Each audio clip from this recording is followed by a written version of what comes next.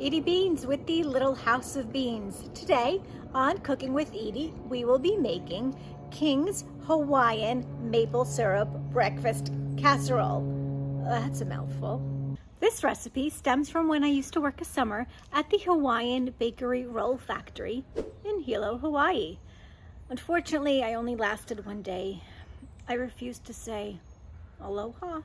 That said, aloha.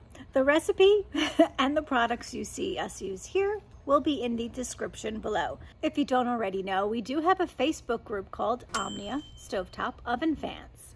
If you like this video and all our other videos, please, Little House of Beans, subscribe, hit the notification bell, click that like button, and subscribe to the Little House of Beans. I am eager to have breakfast. Let's make this tasty, delicious Hawaiian roll maple syrup casserole. Aloha. Aloha.